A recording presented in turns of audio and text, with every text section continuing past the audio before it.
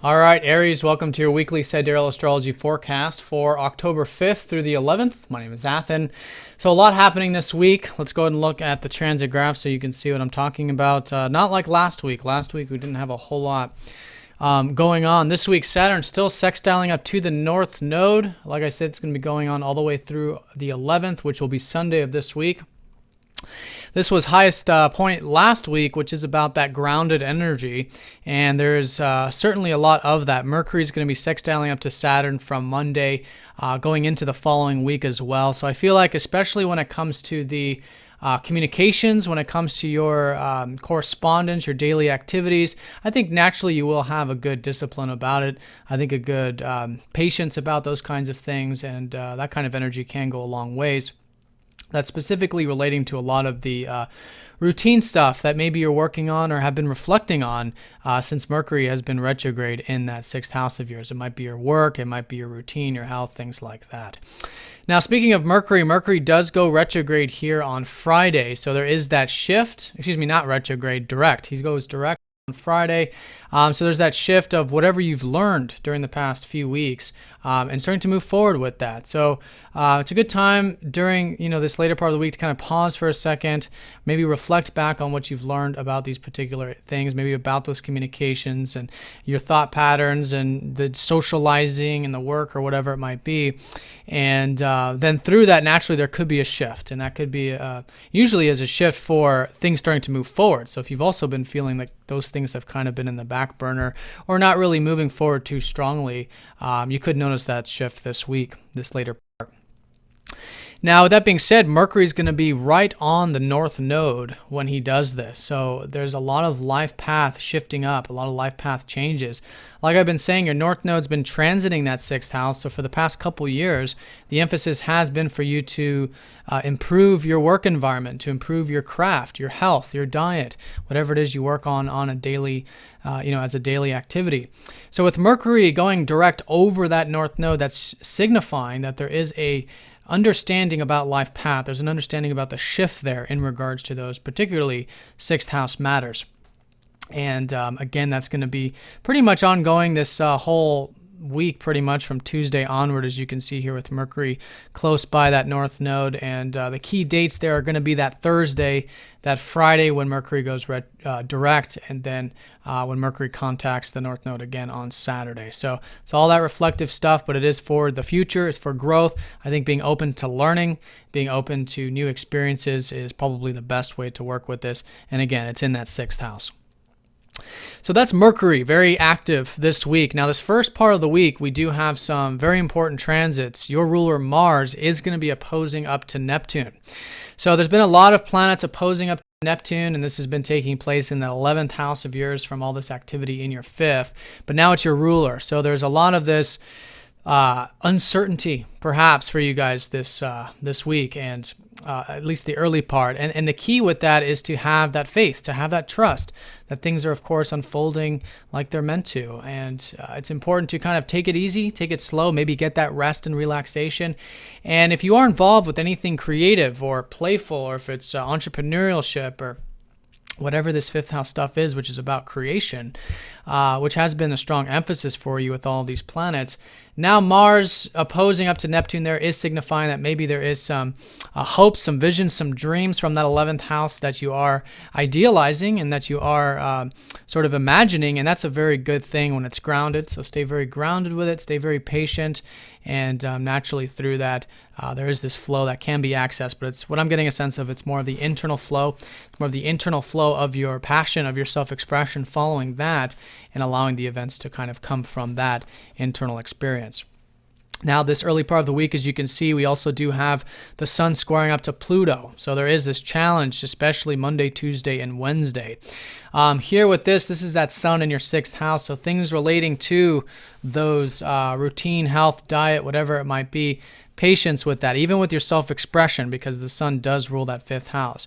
But the square energy from Pluto is that there's change happening. Now, usually with the square, it's not always change that we want or that we enjoy, but it is necessary. So know that it is, of course, for your life path. It's for your highest good. But I think being open to change is the best way to work with Pluto. So be open to modification, be open to that uncertainty with Neptune. And the more willing you are to do that, then the more constructive this energy can be. And if you've been feeling like there's some major change that you're ready to make when it comes to those 6th house matters, maybe it's your health, maybe it's a work environment thing. This could be a week to stay, both feet firmly on the ground. But if you're called to, if it's the right thing, if you're guided to do it, and you're doing it constructively and in a balanced way, then it's a great time to maybe put your foot down, maybe take care of some things, and make whatever changes are necessary. So like I said, that's going to be emphasized really Monday, Tuesday, and Wednesday. Now, as we get into this middle part of the week, Jupiter trines up to Pluto. So there's a lot of positive energy actually coming in towards Pluto.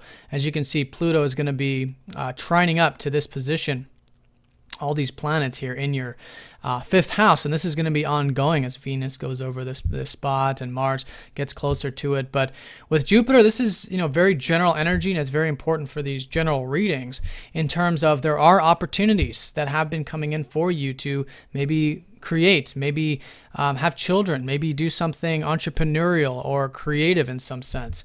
And naturally through that, there is a support for that.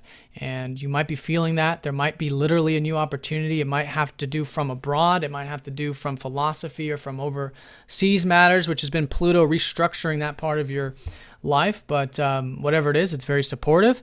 And it is a transit where it can bring sometimes feeling like some sudden opportunities, because Pluto does kind of create situations and things that are deep and we don't always naturally see.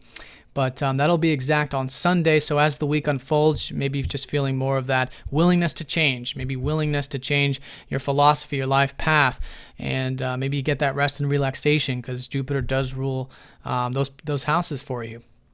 But again, it's all in the sphere of creativity, fun, joy, playfulness, having more of that in your life and in your daily experiences, and maybe doing some more creative type of things or playful things. So that's the pretty much work week energy going into the following week. This weekend, we do have Venus squaring up to Saturn. So there's a lot of mixed energy this week, and it's usually the case, but lots of aspects nonetheless. Venus squaring Saturn for you is certainly about relationships and the finances. So stay nice and grounded with that. That's going to be Friday, Saturday, and Sunday. Patient, pragmatism, the long-term approach really goes a long way, and that's what Saturn teaches us. And this is all a Saturn that is slowly going into that 8th house of yours, into Scorpio, for the next roughly 2 to 2.5 years. And it's all about you building solid foundations with what's really meaningful to you, what's really solid, how you can build your future based on what's really important to you on that inner level. So I'm getting a sense of that, a lot of that internal guidance, a lot of that, structuring from the inside, having that mastery over the feelings and that self-mastery, which is asking the type of questions and is coming from and prompting from, what is it that you're really passionate about? What is it that you really feel is meaningful and important to you? And maybe making some changes with that, maybe in those 6th house matters, maybe just in general, maybe relating to friends, groups. There's a lot of different areas being activated by this, but I think the key is that there is going to be shifts. The most important thing, Mercury going station direct, there's certainly things starting to move forward for you in that 6th house. There are continued opportunities and expansion when it comes to those 5th house passions and creative things. But with these challenging aspects, patience with Saturn, uncertainty, which is faith and trust with Neptune, and being willing to make change, especially with those passions, can really go a long ways this week. So that's pretty much it. And then as we go into next week, the sun will be opposing up to Uranus on Sunday. So again, keeping both feet firmly on the ground. I think some of you might be ready to make some revolutionary kind of changes, but it's very important with the opposition not to go to any extremes. Stay nice and grounded with it. And if you are, called to make some of those changes, which are for your freedom, Uranus is, unlike Pluto, Uranus is more about your freedom, your excitement. And, those are the things that are relating to that 12th house of yours for you to get that spiritual time out, that alone time. But maybe have a work that's more meaningful to you.